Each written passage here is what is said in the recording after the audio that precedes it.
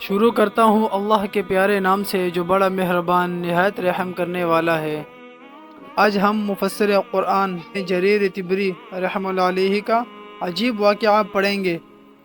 مشہور مفسر قرآن اور مورخ ابن جریر طبری رحمہ اللہ علیہ کے تذکرے میں لکھا ہے، آپ فرماتے ہیں کہ تعلیم کے دوران ہم چند ساتھی ایک علاقے میں مقیم تھے۔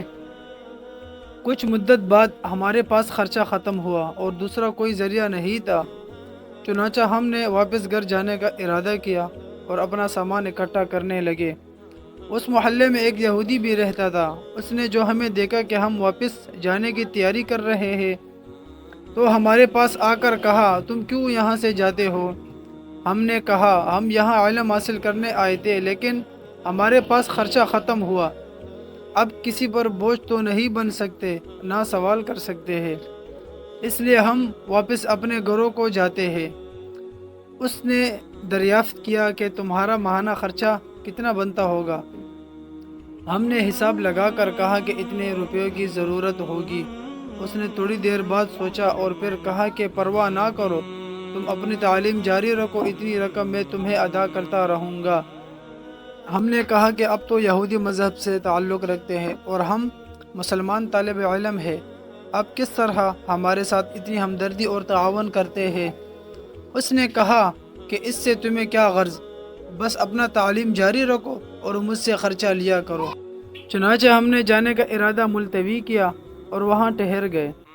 کچھ مدت میں ہم نے وہ مطلوبہ تعلیم حاصل کی اور پھر وہاں سے رخصت ہوئے۔ اس دوران حج کے مہینے شروع ہوئے۔ ہم نے مشورہ کیا کہ کیوں نہ حج کو چلے جائے اور حج کی سعادت حاصل کرے۔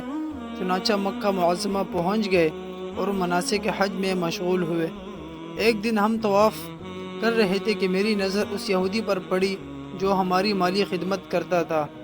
وہ کچھ فاصلے پر طواف میں مشغول ہے۔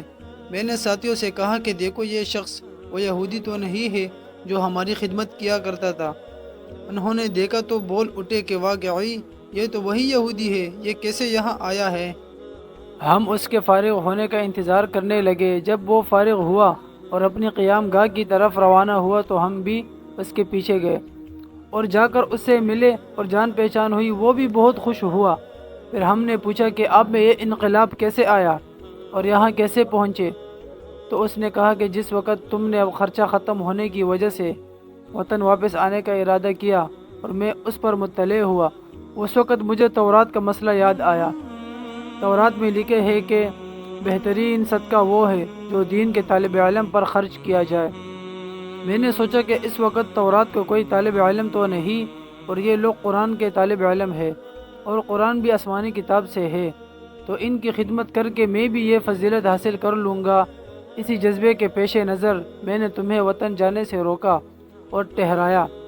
پھر جب تم تعلیم مکمل کر کے چلے گئے تو میں نے رات کو تمہارے پیغمبر حضرت محمد صلی اللہ علیہ وسلم کو خواب میں دیکھا کہ مجھے مسلمان ہونے کی مبارکباد دے رہے ہیں کہ مبارک ہو، تم مسلمان ہو گئے ہو۔ صبح کو جب بیدار ہوا تو اپنی بیوی سے اس خواب کا ذکر کیا تو وہ حیران ہو کر بولی کہ ایسا خواب تو میں نے بھی آج رات دیکھا ہے۔ حتیٰ کہ تمام اہل خانہ جو 17 افراد تھے سب نے اس رات یہی خواب دیکھا تھا۔ چنانچہ ہم نے اس کو اشارہ غیبی سمجھا اور ہمیں یقین ہوا کہ روئے زمین پر اسلام ہی واحد سچا اور حق دین ہے۔ چنانچہ اسی دن ہم سب نے اسلام قبول کر لیا۔ دل میں حج کرنے کا شوق پیدا ہوا اور اب ہم تمام اہل خانہ دولت ایمان کے ساتھ ساتھ حج بیت اللہ کی سعادت بھی حاصل کر رہے ہیں۔ یہ واقعہ سن کر ہمیں بہت تعجب ہوا اور اللہ تعالیٰ کا شکر ادا کیا کہ ہم لوگ اس یہودی گھرانے کے مسلمان ہونے کا سبب بنے۔